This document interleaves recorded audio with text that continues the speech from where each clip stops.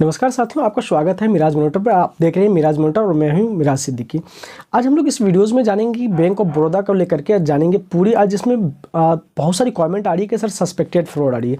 Suspected fraud से बचने के लिए हम किस आईडी से यूज़ करें, किस आईडी को हम यूज़ करें जिसमें कि बैंक ऑफ बड़ौदा का पैसा हम निकासी कर सकते हैं। इससे पिछले वीडियो में हमने बताया था कि आप बैंक ऑफ बड़ौदा का मर्चेंट आई डी लेकर के आराम से कर सकते हैं, लेकिन बहुत सारी ऐसी कॉमेंट आ रही है कि सर बैंक ऑफ बड़ौदा का मर्चेंट आई डी वहाँ पर बैंक में बैंक मैनेजर हमें नहीं दे रही है। तो आज इस वीडियोस में आपको बताऊंगा कि बैंक ऑफ बड़ौदा का ही मर्चेंट आईडी नहीं बल्कि आप किसी भी बैंक का आप मर्चेंट आईडी से आप बैंक ऑफ बड़ौदा का पैसा निकासी कर सकते हैं।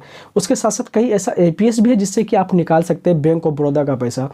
तो इसमें आज सारी कुछ मैं आपको बताने वाला हूँ इसी वीडियोज़ में। आपको आज मैं आपको लाइव भी दिखाऊंगा कि आपका जो एपीएस से हमारे जितने भी सीएसपी पॉइंट वाले हैं तो वो कैसे पैसा निकाल रहा है, तो वो भी मैं आपको लाइव इस वीडियोज़ में दिखाने वाला हूँ कि बैंक ऑफ बड़ौदा का पैसा इजीली तरीका से निकल सकता है। बहुत सारा का ये भी कमेंट आता है कि सर हम डिवाइस मेरा ब्लॉक हो गया और अपना दूसरा न्यू डिवाइस लिए फिर उसको ब्लॉक करता है। तो ब्लॉक क्यों होता है, ब्लॉक होने का क्या रीज़न है, इसके बारे में भी आज मैं आपको इस वीडियोज़ में बताने वाला हूँ। गाइज इसमें मैं आपको बता दूं कि ब्लॉक जो डिवाइस होता है, डिवाइस कैसे ब्लॉक हो जाता है, ये आपको कैसे पता चलता है कि आपका डिवाइस ब्लॉक हो जाता है।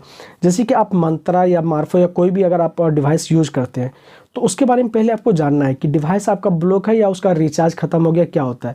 डिवाइस कई सारा ऐसा डिवाइस है जिसमें कि रिचार्ज करना पड़ता है। जैसे कि आपका मार्फो हो गया तो मार्फो में आपको 1 ईयर्स का उसमें डिवाइस को रिचार्ज करना पड़ता है, ठीक है।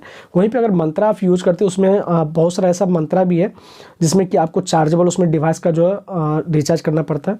बहुत सारा ऐसा मंत्रा डिवाइस भी है जिसमें कि काम के अनुसार उसमें ये करना पड़ता है। जैसे कि आप विड्रॉल अगर बैंकिंग सेक्टर में अगर काम करते हैं अपने डिवाइस से मंत्रा से तो उसमें आपको रिचार्ज नहीं करना पड़ता है। फिर उसके जगह पे अगर अदर्स किसी सेक्टर्स पे अगर उससे काम करते तो उसमें आपको रिचार्ज करना पड़ता है। बहुत सारा लड़का को हम देखे हैं इसमें जिसका कि रिचार्ज मार्फो का ख़त्म हो गया, उसको लगता है कि उसका डिवाइस ही ब्लॉक कर गया। क्योंकि ऐसी कोई बात नहीं, क्योंकि आपको सबसे पहले समझना पड़ेगा आपका डिवाइस ब्लॉक है या उसका रिचार्ज खत्म हो गया। जबकि हमने ये चीज़ देखे हैं, पहले क्या होता था कि उसका बैंक ऑफ बड़ौदा का पैसा नहीं निकलता था, लेकिन जैसे कि हम उसको रोयनेट एक्सप्रेसो का न्यू आईडी प्रोवाइड किए उसी डिवाइस पुराना वाला डिवाइस से वो पैसा निकाल रहा था, कहीं दिक्कत नहीं था।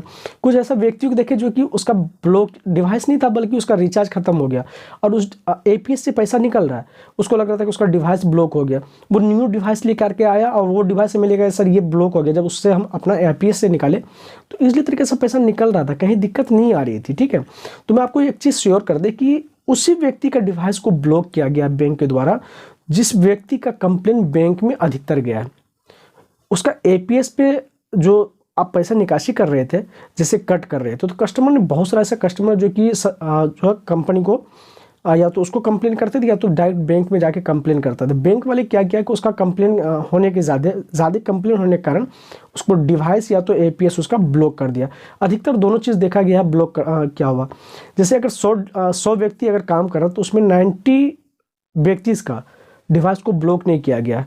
जो ज़्यादा किया है उसका डिवाइस एंड उसका ये एपीएस ब्लॉक किया गया। तो यहाँ पे कहीं दिक्कत टेंशन लेने की कोई बात नहीं। आप अपना डिवाइस को फिर से दोबारा पुनः आपका चालू हो जाए, कहीं दिक्कत नहीं। आप दूसरा एपीएस लेकर के देखिए जो हल्का फुल्का उसमें थोड़ा सा गड़बड़ किया था, उसका एपीएस को हल्का ब्लॉक किया था जहाँ कि वहाँ से उसका लिंक हटा दिया था और इसीलिए सस्पेक्टेड फ्रॉड आ रही थी। जैसे कि हमने पिछले वीडियोज़ में आपको बताया था कि बैंक ऑफ बड़ौदा का अगर किसी भी एपीएस से पैसा नहीं निकल रहा है तो आप मर्चेंट आईडी के सहायता से आप पैसा निकासी कर सकते हैं।